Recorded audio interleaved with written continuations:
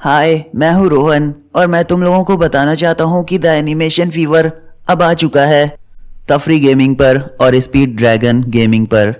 तो जल्दी से जाकर दोनों चैनल्स को सब्सक्राइब कर लो, साथ ही साथ नोटिफिकेशन बेल को भी दबा लेना। और सबसे खास बात, यहाँ तुम लोगों को तुम्हारे कमेंट्स के रिप्लाई नहीं मिलते, लेकिन अगर तुम उन दोनों चैनल्स पर जाकर कमेंट करते हो तो तुम्हें रिप्लाई ज़रूर मिलेगा।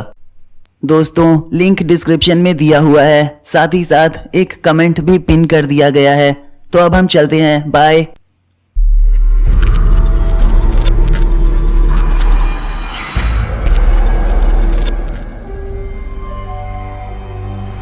निशा की उम्र 24 साल है। निशा एक अच्छी लड़की है और एक हफ्ते बाद ही उसकी शादी होने वाली है। इसलिए निशा ज़्यादातर वक्त शादी की शॉपिंग करने में ही गुजार रही थी।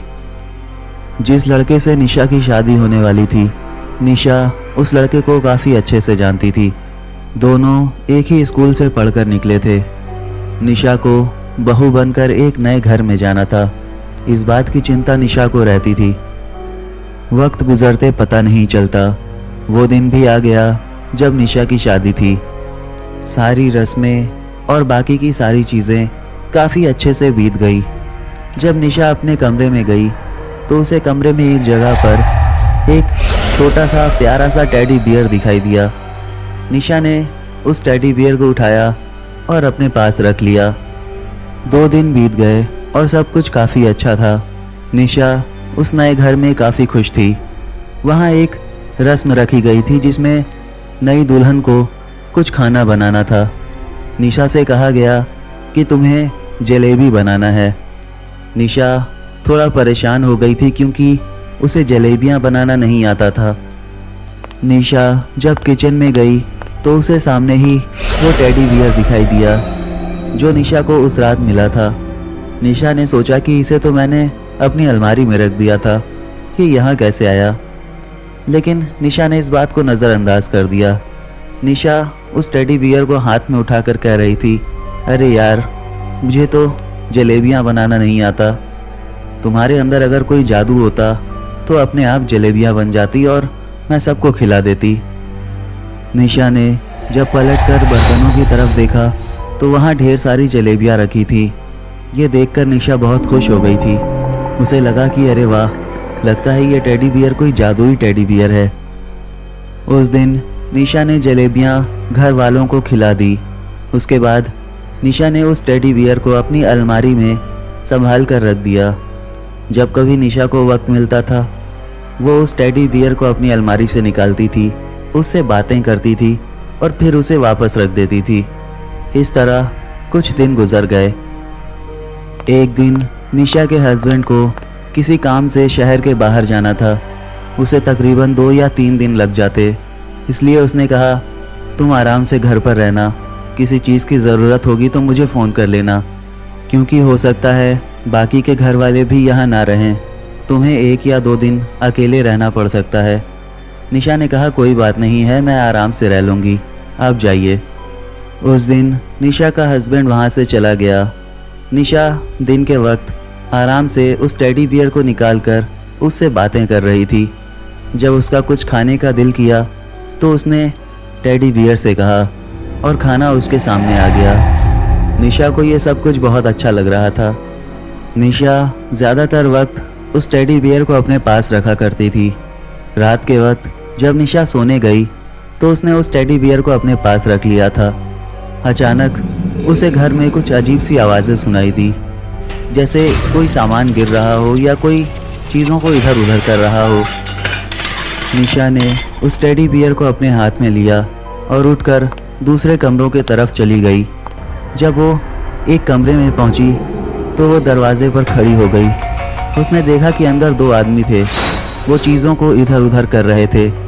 निशा ने कहा, कौन हो तुम लोग और यहाँ क्या कर रहे हो? ये आवाज़ सुनकर वो दोनों चौंक गए। जैसे ही वो दौड़कर वहाँ से बाहर निकलने की कोशिश करने लगे, निशा ने उन्हें धक्का दे दिया और वो दोनों ही ज़मीन पर गिर गए और बेहोश हो गए। निशा ने फ़ोन करके घर वालों को बुलाया और जब सारे लोग आ गए तो उन्होंने देखा कि 2 आदमी ज़मीन पर पड़े थे। जब उन दोनों को होश आया तब वो दोनों निशा की तरफ इशारा करके कहने लगे, ये औरत डायन है, इसने हमें जादू से बेहोश किया। निशा की सास को ये बात थोड़ी अजीब लगी, क्योंकि उसे भी निशा पर थोड़ा शक था। उसे निशा अजीब लगती थी। तब तक पुलिस वाले भी वहाँ आ गए थे और पुलिस वाले वो दोनों चोरों को अपने साथ लेकर चले गए।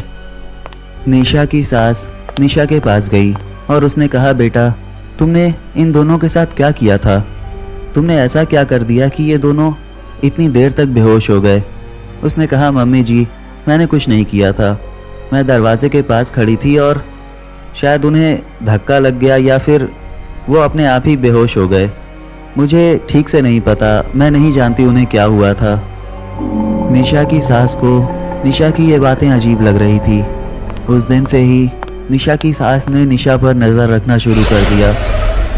एक दिन जब निशा किचन में गई तो उसकी सास छिपकर निशा को देख रही थी।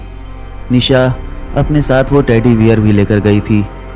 उसने उस टेडी बियर से न जाने ऐसा क्या कहा कि किचन में ढेर सारे खाने के सामान आ गए।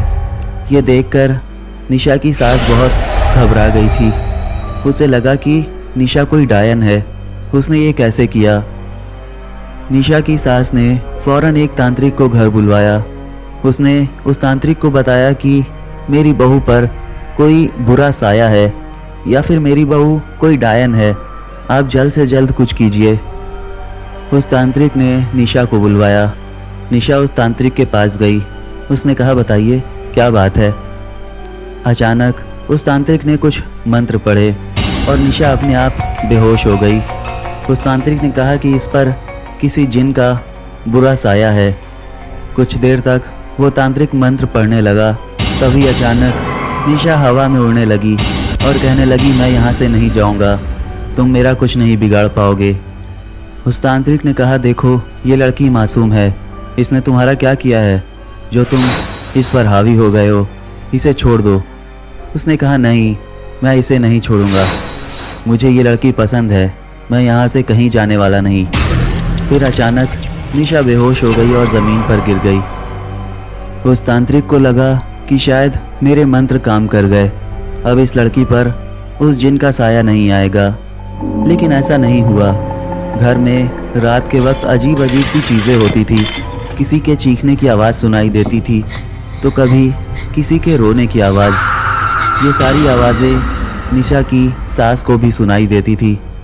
वो बहुत घबरा गई थी। उसने फिर से उस तांत्रिक को बुलवाया। उस तांत्रिक ने निशा की सास को बताया कि ज़रूर उस जिन का कोई सामान यहाँ है। क्या आपने कभी निशा के पास कोई ऐसी चीज़ देखी हो जो अजीब लगती हो? निशा की सास ने उस टेडी बियर के बारे में उस तांत्रिक को बताया। उस तांत्रिक ने कहा, फ़ौरन उस टेडी बियर को मेरे पास लेकर आइए। निशा की सास निशा के पास गई। उसने कहा, बेटा, तुम्हारा जो टेडी बियर है, जिसके साथ तुम रहती हो, जिससे खेलती रहती हो, वो मुझे दे दो। निशा ने वो टेडी बियर निकाल कर उन्हें दे दिया। जब तांत्रिक ने उस टेडी बियर को देखा तो उसने कहा, यही वजह है वो जिन यहाँ से जाना नहीं चाहता। इस टेडी बियर के ज़रिए वो निशा पर जादू करता है, इसे फ़ौरन जलाना होगा। उस तांत्रिक ने उस टेडी बियर को जला दिया। लेकिन निशा वो दूर खड़ी होकर ये सब कुछ देख रही थी। उसे ये सब बिल्कुल भी अच्छा नहीं लग रहा था, क्योंकि उसे वो टेडी बियर बहुत पसंद था। जब ये सब कुछ ख़त्म हो गया तो वो एक दिन पार्क में जाकर चुपचाप बैठी हुई थी। अचानक उसकी नज़र एक झाड़ी की तरफ गई।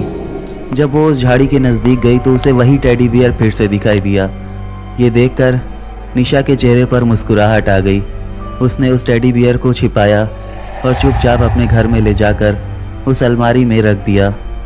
निशा ज़ोर से हंसने लगी और कहने लगी, मुझे तुमसे कोई अलग नहीं कर सकता।